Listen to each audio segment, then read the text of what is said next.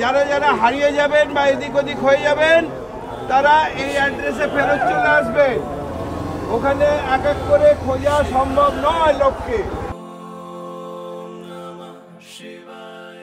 মহাকুম্ভে যাওয়ার জন্য প্ল্যান করছেন? কিভাবে যাবেন, কোথায় থাকবেন, কি খাবেন, কোথায় স্নান করবেন, এত ভিড় ঠেলে যাবেন কি করে? অনেক প্রশ্ন। মহাকুম্ভে যাওয়ার আগে যা যা প্রশ্ন আপনার মনে যাচ্ছে সেই সব প্রশ্নের উত্তর খুঁজে পাবেন আপনারা আমাদের এই ভিডিওতে। তাহলে সঙ্গে থাকুন আমাদের সাথে এই ভিডিওর একেবারে শেষ পর্যন্ত। আর ভিডিওর শেষে আপনাদের জন্য থাকবে এই বিশাল ভিড় উপেক্ষা করার কিছু টিপস। ওম নমঃ শিবায়, হর হর গঙ্গে। তবে আপনার মনের মধ্যে যে প্রশ্ন আছে তার উত্তর খোঁজার আগে আপনাকে জানতে হবে এই কুম্ভ মেলার লেআউটটি সম্পর্কে। যখন কুম্ভ হয়, এত বিশাল এই কুম্ভ যে এই কুম্ভকে একটি জেলা হিসেবে ঘোষণা করা হয়। और कुंभ जिला घोषित किया हुआ है। ये कुंभ जिला घोषित हो जाता है, जिला घोषित हो जाता है जब तक ये मेला चलेगा। उसके बाद तो फिर प्रयागराज है। जैसे गांव में जो सिस्टम रहता है, कोर्ट कचहरी थाना वगैरह सिस्टम, विद्यालय सब यहाँ कोर्ट भी है। कोर्ट भी है, कोर्ट सब। आज मैंने देखा 2-3 एडवोकेट भी घूम रहा है बाइक लेकर। कोर्ट है, एसडीएम साहब बैठते हैं यहाँ, तहसीलदार साहब बैठते हैं, नायब साहब, यानी सब अधिकारी बैठते हैं यहाँ। এবং এই কুম্ভ জেলা এবং প্রয়াগরাজ জেলার মধ্যে দিয়ে প্রবাহিত হচ্ছেন গঙ্গাজি।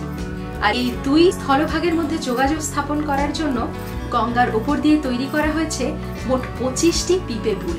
আর এই কথাগুলির বলার একটি উদ্দেশ্য, কারণ এই পিপে পুলগুলির নাম্বার ধরে ধরে আপনারা খুঁজে পাবেন সেই সঙ্গম থেকে শুরু করে বিভিন্ন আখাড়াগুলি। তাহলে সবার প্রথম যে প্রশ্নটা মনে আসে, মহাকুম্ভে যাব কিভাবে?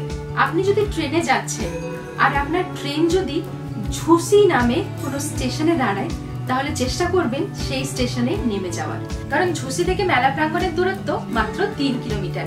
তাহলে ট্রেনে আসলে অবশ্যই ঝুসিতে নেমে যাবেন, কিংবা আপনি যদি বাই রোড আসছেন তাহলে চেষ্টা করবেন আপনার বাহনটিকে ঝুসি স্টেশনের কাছাকাছি কোথাও পার্ক করার। এবার প্রশ্নটা হলো, ঝুসিতে পৌঁছে এবার মেলা প্রাঙ্গণে কিভাবে যাব? তার জন্য আছে 2-3টে অপশন। হয় আপনি স্টেশনের বাইরে থেকে টোটো নিতে পারেন, কিংবা টেম্পো নিতে পারেন, কিংবা লোকালরা দাঁড়িয়ে থাকছে বাইক নিয়ে, তাদের বাইকে চড়েও আপনারা যেতে পারেন। এই বাইকে পড়বে মাথাপিছু 200 থেকে 300 টাকা। আপনি যদি আমাদের মতো হন, যদি চাইছেন বাজেট ট্রাভেল করতে, তাহলে কি করবেন? 3 কিলোমিটার দূরত্ব হেঁটেই অতিক্রম করে নেবেন। এবার দ্বিতীয় গুরুত্বপূর্ণ প্রশ্নটি যেটা আপনার মনে জাগতে পারে সেটি হলো, মেলায় তো পৌঁছে গেলাম, কিন্তু থাকবো কোথায়? সবার প্রথমে বলে রাখি, এই কুম্ভ মেলাটি আমাদের পশ্চিমবঙ্গের জয়দেব কেঁদুলি বা গঙ্গাসাগরের মেলার মতো, তাই এখানেও আপনারা পেয়ে যাবেন প্রচুর আখাড়া।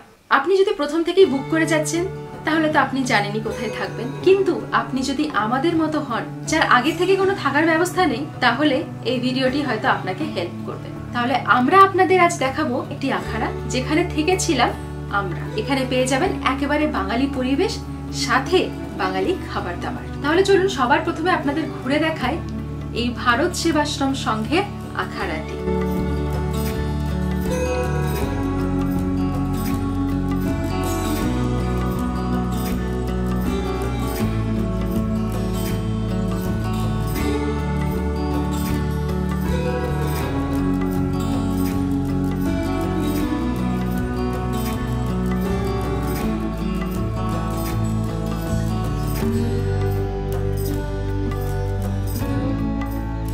এবার আসি তৃতীয় গুরুত্বপূর্ণ প্রশ্নে। খবরের কাগজে শুনছি বা সোশ্যাল মিডিয়ায় শুনছি চায়ের দাম নাকি 50 টাকা, রুটির দাম নাকি 120 টাকা। এত দাম, তাহলে খাবো কিভাবে? তাহলে চলুন সেই প্রশ্নের উত্তর দিই আমরা। আপনি যদি ভারত সেবাশ্রম সংঘে থাকছেন, তাহলে সকালের ব্রেকফাস্ট থেকে রাত্রের ডিনার কোনো কিছু নিয়েই ভাবতে হবে না আপনাকে। তাহলে চলুন একবার দেখে নিই এখানে কি ধরনের খাবার খেয়েছিলাম আমরা।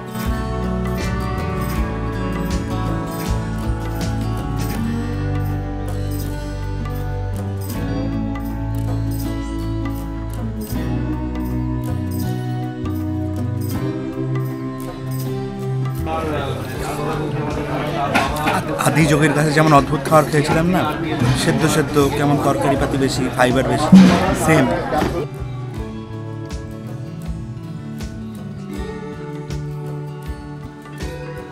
আপনি যদি এমন কোনো আখাড়াতে আছেন যেখানে শুধু থাকার ব্যবস্থায় আছে, খাবার কোনো ব্যবস্থা নেই, তাহলে সেক্ষেত্রে আপনি কি করবেন? তার জন্য এই মেলা প্রাঙ্গণে রয়েছে প্রচুর ছোট ছোট দোকান বা মডারেট রেটেরও নানা রকমের রেস্টুরেন্ট। তাহলে আপনি 30 টাকার বিনিময়ে ভেলপুরি খেয়েও থাকতে পারেন, কিংবা 150 থেকে 200 টাকার রেঞ্জে মিল খেয়েও থাকতে পারেন। আর যদি আপনার প্ল্যানিং হয় সকালে গিয়ে স্নান করে রাত্রির মধ্যেই ফিরে যাওয়ার, আর আপনি যদি চাইছেন কোনো রকম কোনো টাকাই খরচ না করতে খাবার পেছনে, তাহলে আপনি কি করবেন? তাহলে সেক্ষেত্রেও আপনার জন্য একটা অপশন অ্যাভেলেবেল আছে। এখানে প্রায় প্রতিটি আখাড়ায় বিভিন্ন সময়ে ভান্ডারার আয়োজন করে, অর্থাৎ নরনারায়ণ সেবার ব্যবস্থা করেন। এই মেলা প্রাঙ্গণে নানা আখাড়া ঘুরে ঘুরে আপনি পেয়ে যেতেই পারেন এরকম কোনো ভান্ডারা, যেখানে খেয়ে আপনার কেটে যেতে পারে একদিন এই মহাকুম্ভে। আসা, থাকা, খাওয়া সব তো হলো, এবার আসি প্রধান কারণে। কুম্ভ আমরা আসছি কি কারণে? আমরা কুম্ভ আসছি স্নানের উদ্দেশ্যে, এই পবিত্র গঙ্গা এবং যমুনার জলে নিজেদের মন শরীর ধুয়ে ফেলতে। তাহলে আমরা স্নান কোথায় করব? এই পুরো প্রয়াগরাজই একটি সঙ্গম ক্ষেত্র। আপনি যে কোনো ঘাটে স্নান করলেই সেই সেম পরিমাণের পুণ্য অর্জন করতে পারবেন যা আপনি মনে করছেন সঙ্গমে স্নান করলেই পাওয়া যায়। এই পুরো কুম্ভ মেলার জুড়ে প্রচুর পরিমাণে ঘাটের ব্যবস্থা করেছে প্রশাসন। আপনি যে কোনো একটি ঘাটে স্নান করতে পারেন। আপনাকে সঙ্গমে যেতেই হবে এমন কোনো কথা নেই, কিন্তু তাও যদি আপনার মনে ইচ্ছে জাগে যে আমি সঙ্গমে স্নান করবই, তাহলে আপনাকে চলে যেতে হবে 1, 2 বা 3 নম্বর পুলের সামনে। সেই ঘাটগুলির কাছাকাছি আছে সঙ্গম, যেখানে মিলিত হচ্ছে গঙ্গা, যমুনা এবং সরস্বতী। সেখানে আপনি নৌকায় চড়ে মাঝ নদীতে গিয়েও স্নান করে আসতে পারেন, বা 1, 2, 3 নম্বর পুলের সামনে যে ঘাটগুলি তৈরি করা হয়েছে সেখানেও স্নান করতে পারেন। আপনাকে মনে রাখতে হবে এই কুম্ভ মেলাটি একটি গেমের মতো। আপনার যতটা জীবনী শক্তি আপনি ততটাই কাছাকাছি পৌঁছতে পারবেন। তাহলে আপনার শরীর যতটা দিচ্ছে সেই পর্যন্তই যান, সুস্থভাবে স্নান করুন আর বাড়ি ফিরে আসুন। কিন্তু আপনার যদি মনে ইচ্ছা থাকে আমি সঙ্গমেই যাব, আমাকে কে নিয়ে যাবে, আমাকে যদি কেউ নিয়ে যেত তাহলে খুব ভালো হতো, বা কারো যদি সঙ্গ পেতাম তাহলে খুব ভালো হতো, তাহলে সেই রকম অপশন আছে আপনার কাছে। আপনি যদি ভারত সেবাশ্রম সংঘে থাকার সুযোগ পান, তাহলে মনে রাখবেন সেখানকার স্বামীজি একদম মহেন্দ্রক্ষণে, আমরা জানি আগামী 26শে ফেব্রুয়ারি 2025 একটি যোগ আছে পূর্ণ স্নানের বা শাহী স্নানের। তাহলে সেই মহেন্দ্রক্ষণে আশ্রম থেকে, এই ভারত সেবাশ্রম সংঘ থেকেই স্বামীজিরা নিয়ে যায় মানুষকে স্নান করাতে। নিয়ে যাওয়ার আগেই তারা প্রত্যেকটি মানুষকে এই ভারত সেবাশ্রম সংঘের অ্যাড্রেস ডিটেইলসে বলে দেন। অ্যাড্রেস জানেন তো? এখানকার অ্যাড্রেস হচ্ছে রামানন্দ ডি মার্গ ভারত সেবাশ্রম সংঘ, ওল্ড জিটি রোডের থেকে এটা আমরা ঢুকেছি। যারা যারা হারিয়ে যাবেন বা এদিক ওদিক হয়ে যাবেন তারা এই অ্যাড্রেসে ফেরত চলে আসবে। মানে আপনি যতটা পর্যন্ত যেতে পারবেন যাবেন, আশেপাশে কোনো ঘাট পেলে স্নান করবেন, যদি সঙ্গ ছাড়া হয়ে যান তাহলে আবার আশ্রমে ফিরে আসবেন, কিংবা আপনি যদি সঙ্গম পর্যন্ত পৌঁছতে পারেন তাহলে স্নান করে আবার স্বামীজিদের সাথে ফিরে আসতে পারবেন এই আশ্রমে। আর এই কুম্ভ, এই মহাকুম্ভ সার্ভাইভ করে আমরা যা শিখেছি তা আপনাদের সাথে এবার আমরা শেয়ার করতে চলেছি। আপনারা মহাকুম্ভে যাচ্ছেন, শুধু সেখানেই যান, সেখান থেকে একবার রাম মন্দির দেখে নিন বা একবার বেনারস ঘুরে নিন, সেসব করার এখন কোনো দরকার নেই। কোটি কোটি মানুষের সমাগম হচ্ছে এই জায়গাগুলিতে। বেনারস বা প্রয়াগরাজ বা অযোধ্যা এগুলো খুবই পুরনো শহর, আর পুরনো শহর মানেই বুঝতে পারছেন সেই শহরগুলো সরু সরু গলি দিয়ে নির্মিত।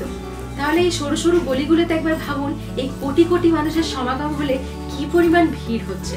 তাই চেষ্টা করবেন এখন আমরা শুধু যাব কুম্ভতে এবং শুধু কনসেন্ট্রেট করব কুম্ভতে, কুম্ভ স্নান করব আর ফিরে চলে আসব। বেনারস এবং অযোধ্যা আবার পরে কখনো গিয়ে দেখে আসবেন, রামলালার দর্শন করে আসবেন, মহাদেবের সামনে হাত জোড় করে আসবেন। আশা করছি আমাদের এই ভিডিওটি আপনাদের একটু হলেও সাহায্য করবে আপনাদের কুম্ভ ট্রিপ প্ল্যান করার জন্য। আর যদি কোনোভাবে আমাদের ভিডিওটি আপনাকে সাহায্য করে থাকে তাহলে অবশ্যই আমাদের পাশে থাকবেন লাইক, কমেন্ট এবং সাবস্ক্রাইব করে। নমস্কার।